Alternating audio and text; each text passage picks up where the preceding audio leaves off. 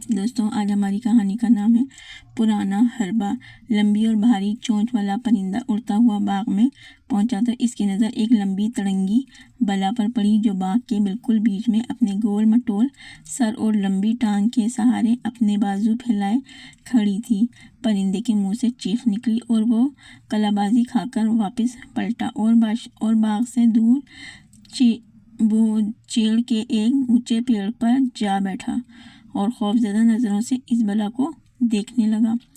باغ کے ایک کونے سے بوڑھے مالی نے پرندوں کو خوفزدہ بھاگتے دیکھا تو اس کے چہرے پر مسکراہٹ پھیل گئی۔ اب دیکھتا ہوں تم کیسے میرا باغ اجاڑتے ہو، اس نے زیر لب کہا۔ بوڑھا مالی ان پرندوں کے ہاتھوں سخت پریشان تھا۔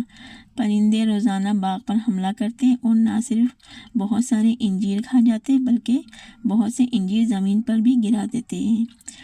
بیچارہ مالی اور اس کا کام عمر بیٹا سارا دن ہو ہا کر کے شور مچاتے اور خالی کنستر پیٹتے رہتے تاکہ پرندے باغ سے دور رہیں۔ آج بوڑھے مالی کو قصبے کی بازار جانا تھا۔ بوڑھے مالی کی غیر موجودگی میں باغ کی نگرانی اس کے بیٹے کو کرنی تھی، مگر پچھلی رات سے اسے بخار تھا اور کمزوری کی وجہ سے وہ بستر سے اٹھ نہیں سکتا تھا۔ بوڑھا مالی باغ کو پرندوں کے اجاڑنے کے لیے یوں ہی نہیں چھوڑ سکتا تھا، مگر انگور اور انجیر بھی قصبے پہنچانا ضروری تھا۔ آخر اس نے ایک پرانا حربہ آزمانے کا فیصلہ کیا۔ اس کے لیے اسے 2 لکڑیاں چاہیے تھیں، ایک لمبی اور دوسری اس سے نسبتاً چھوٹی۔ چند کپڑوں کو دھجیاں اور ایک رسا۔ لکڑیاں کے لیے اس نے ایک پرانے سوکھے ہوئے درخت کا انتخاب کیا اور کلہاڑی سے اپنی ضرورت کے مطابق لکڑیاں کاٹ لیں۔ رسا اس باغ سے ہی مل گیا۔ دھجیوں کے لیے اسے کچھ کوشش کرنا پڑی۔ آخر وہ چند پھٹے پرانے کپڑے ڈھونڈنے میں کامیاب ہو ہی گیا۔ جب اسے اپنی ضرورت کی چیزیں مل گئیں تو اس نے لمبی لکڑی زمین پر لٹکا کر چھوٹی لکڑی کو اس کے سرے پر 1 فٹ کا فاصلہ چھوڑ کر سلیب کی شکل میں مضبوطی کے ساتھ باندھ دیا۔ اب اس نے لمبی لکڑی کا 1 فٹ حصہ جو چوڑا تھا وہاں کپڑوں کی دھجیاں لپیٹنی شروع کر دی۔ جب دھجیاں ایک گول چہرے کی شکل اختیار کر گئیں تو اس نے آنکھوں کی جگہ 2 سوراخ کر دیے۔ یہاں اس نے 2 کالی دھجیاں ٹھونس دیں۔ نیچے منہ کی جگہ ایک چوڑا کٹ لگا دیا اور اس میں ایک سرخ کپڑا ٹھونس دیا، لیکن اس کا کچھ حصہ باہر رہنے دیا، گویا یہ اس گول چہرے کی زبان تھی۔ پھر اس نے ایک لمبا سا کرتا اپنے بنائے ہوئے پتلے کو پہنا دیا۔ اس کام سے فارغ ہو کر اس نے باغ کے درمیان میں ایک گڑھا کھودا جس کی گہرائی 2 فٹ تھی۔ جب گڑھا تیار ہو گیا تو اس نے لکڑی کے اس پتلے کو اس گڑھے میں کھڑا کر دیا اور پاؤں سے خالی جگہ مٹی سے بھر دی۔ اب اس نے دور ہٹ کر دیکھا، یہ پتلا ایک خوفناک بلا کی طرح لگ رہا تھا۔ وہ ایک جگہ چھپ کر پرندوں کا انتظار کرنے لگا۔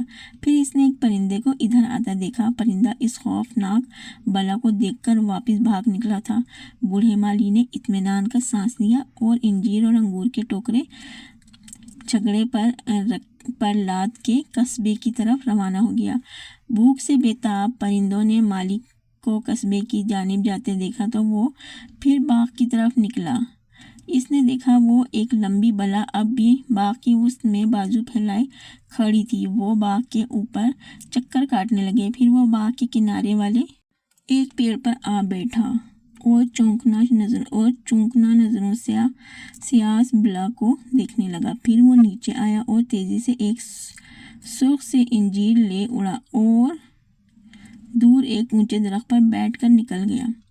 اس نے دیکھا کہ وہ بلا اپنی جگہ بے حس و حرکت کھڑی ہے، صرف اس کے کپڑے ہوا میں ہل رہے تھے۔ وہ دوبارہ نیچے آیا اور ایک اور انجیر لے اڑا۔ اس بلا نے اب بھی اپنی جگہ سے حرکت نہ کی تو اس کا حوصلہ بڑھ گیا۔